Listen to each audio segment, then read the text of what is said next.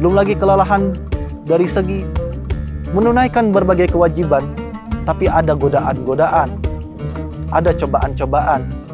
Agar tidak mendapatkan kesulitan di akhirat kelak, kita harus menyibukkan diri kita dengan amal soleh di dunia.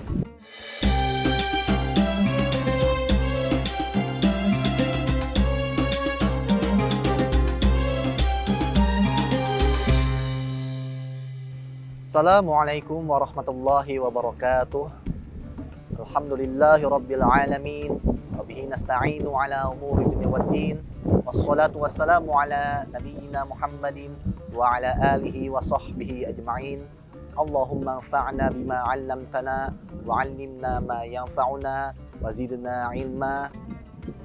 Allahumma nawwir qulubana biduri hidayatik kama nawwartal arda binuri syamsik abadan abada birahmatika ya arhamar rahimin.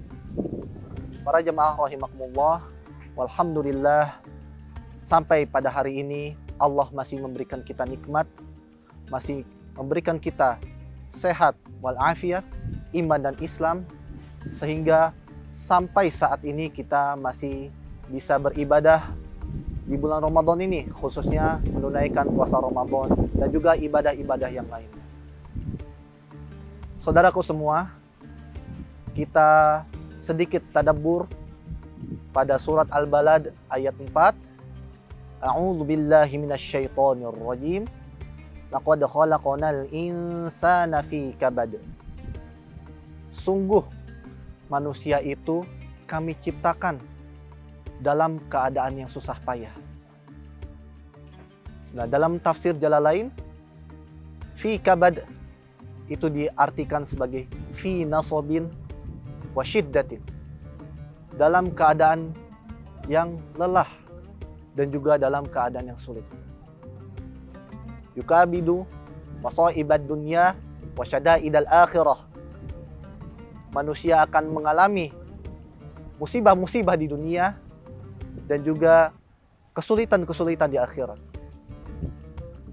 Dan juga pada tafsir ringkas Kemenak Republik Indonesia yang maknanya adalah setiap manusia, bahkan Nabi sekalipun, nantinya akan mengalami kesulitan dalam hidupnya hingga sejak dia lahir sampai ia dewasa, di mana manusia itu harus melakukan berbagai hal, mulai dari mencari nafkah, dan juga Allah berikan musibah-musibah dalam hidupnya, dan juga Allah berikan dia kematian.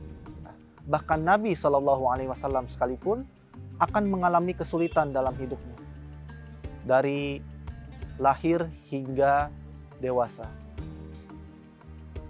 Kesulitan-kesulitan tersebut mulai dari manusia mesti mencari nafkah, manusia mengalami sakit, dan juga nanti manusia akan mengalami kematian.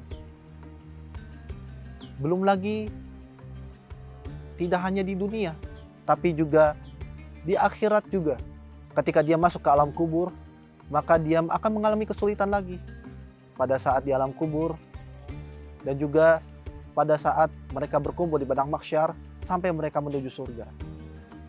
Maka agar tidak mendapatkan kesulitan di akhirat kelak, kita harus menyibukkan diri kita dengan amal soleh di dunia. Jamaah rahimakumullah. Jamaah rahimakumullah. Maka dari tafsir-tafsir di atas, kita bisa memahami bahwasannya di dunia ini adalah tempat di mana kita akan mengalami kesulitan, tempat di mana kita akan mengalami kelelahan dari berbagai macam sisi, dari lahir sampai kita mati.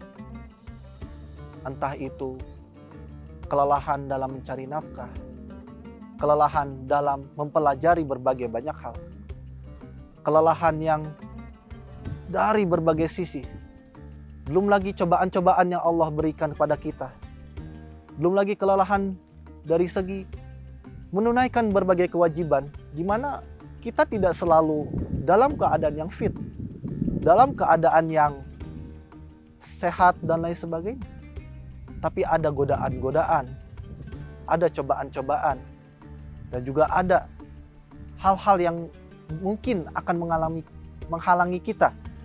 Ada hal-hal yang akan menghalangi kita dalam berbuat ketaatan tersebut. Belum lagi godaan-godaan syaitan, baik yang dari kalangan manusia ataupun syaitan-syaitan yang juga dari kalangan iblis dan syaitan itu sendiri. Maka jemaah rahimakumullah, dunia ini itu tempatnya kita berlelah, tempatnya kita untuk merasakan lelah, tempatnya kita untuk berusaha. Berusaha untuk apa? Berusaha untuk beramal soleh, berusaha untuk meningkatkan ketakwaan kita kepada Allah Subhanahu wa Ta'ala. Dunia ini bukan tempat untuk berleha-leha, untuk bersantai-santai ria, bukan tempat seperti itu. Tapi dunia ini memang tempat di mana kita akan merasakan lelah. Semua manusia akan merasakan. Ya. Tapi di samping kita harus berlelah-lelah, Allah juga berfirman, la yukallifullahu nafsan illa wus'aha. Bahwasanya Allah tidak akan memberikan beban syariat melebihi kemampuan hambanya, ya, kecuali dengan kesanggupan hambanya. Jadi atas segala syariat yang Allah turunkan, itu tidak ada yang melebihi kemampuan manusia. Pasti kita bisa menunaikan semuanya.